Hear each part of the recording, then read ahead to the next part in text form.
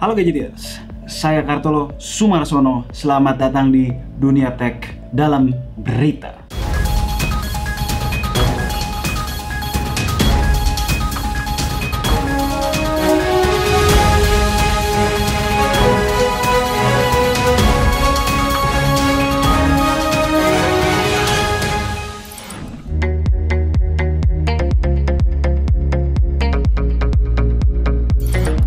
Kabar menarik datang dari OnePlus. Setelah bertahun-tahun menelurkan smartphone dengan performa kamera yang cukup bagus tapi nggak wow, sepertinya tahun ini akan bekerja sama dengan brand kamera Hasselblad di OnePlus 9 series.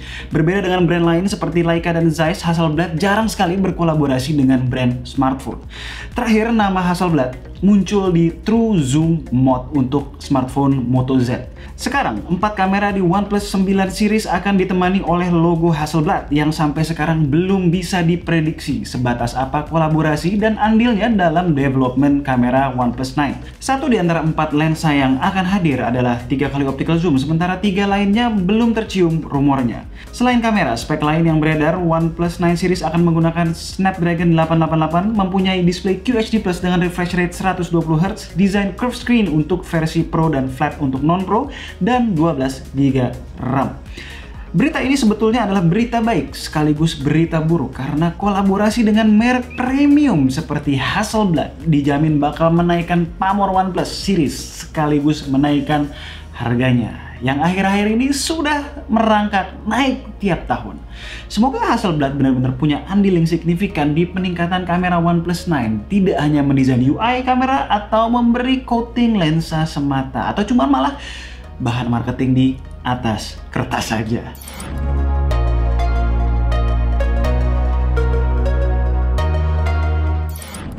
iPhone 12 series mempunyai fitur terbaru yang bernama MagSafe. Pasti kalian tahu.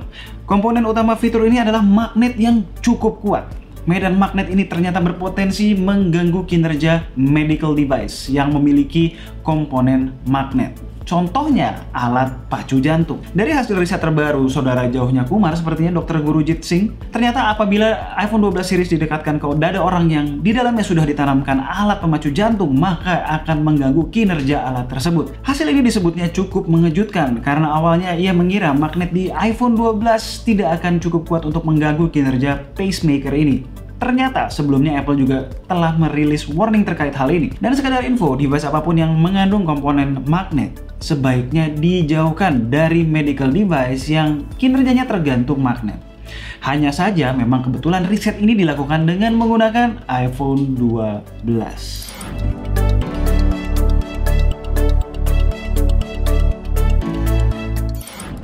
Berdasarkan info dari Xiaomi, mulai Februari 2021 semua handphone keluaran Xiaomi yang rilis di Cina tidak bisa memakai GMS lagi. Ingat, khusus untuk unit keluaran Cina saja. Unit global tidak ada masalah. Efeknya adalah ke konsumen yang mengimpor smartphone terbaru Xiaomi dari Cina. Eits, jangan panik dulu. Lebih jelas lagi mengenai hal ini, sebenarnya bukan jalur instalasi GMS-nya yang diblokir, melainkan Xiaomi tidak akan menyertakan framework GMS dari pabrik. Sekedar info, beberapa tahun terakhir belakangan ini, jika kita membeli beberapa smartphone Xiaomi langsung dari market China, yang perlu dilakukan untuk enable Google Services hanya menginstal APK Google Play Store. Simple. Dengan adanya kebijakan baru ini, kami memprediksi situasinya akan kembali seperti 3-4 tahun yang lalu, di mana Xiaomi memang tidak menyertakan framework Google di dalam smartphone yang diperuntukkan untuk pasar China, sehingga mengharuskan kita bayar di luar China untuk menginstalnya via aplikasi Google Installer. Buat kalian yang masih newbie, aplikasi ini akan menginstal Google Services Framework, Contact Sync, Play Store, dan lain-lain yang berbau Google. Tapi ini baru prediksi saya ya. Untuk memastikannya, kita harus menunggu beberapa rilis smartphone Xiaomi ke depannya. Yang penting sebenarnya jangan sampai kita semua kembali ke masa kegelapan di mana handphone Xiaomi black market disuntik ROM abal-abal. Yang paham hal ini biasanya anak lama, dan umur kalian sudah menjelang tua seperti saya. Berita tambahan dari Xiaomi. Kemarin baru saja Xiaomi meluncurkan Mi 11 secara global. Intinya masih sama, jelas tidak ada perubahan dari unit China yang telah kami review. Linknya ada di kanan atas. Satu berita baiknya di sini adalah di versi global Xiaomi sudah secara pasti akan menyertakan charger 55 wattnya di dalam box penjualan. Ini baru Xiaomi.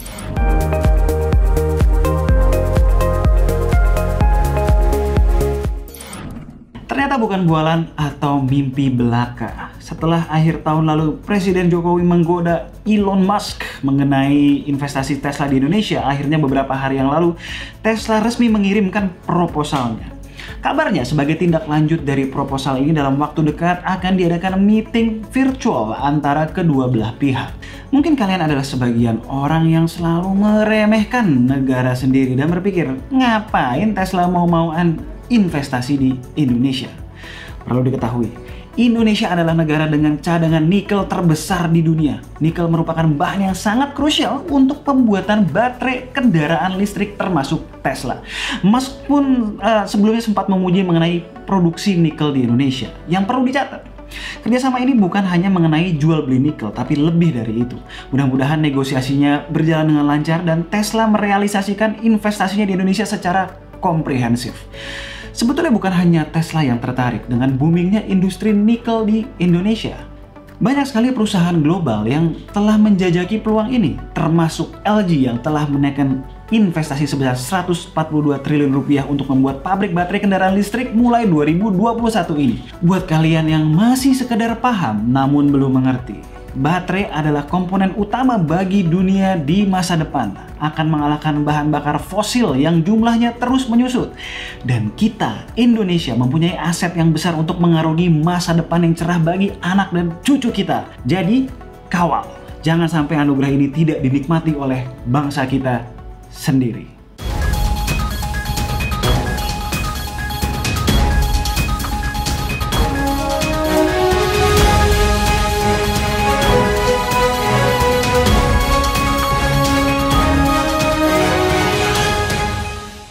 Sekian Dunia Tech dalam berita kali ini. Saya Kartolo Markisio. Sampai jumpa minggu depan.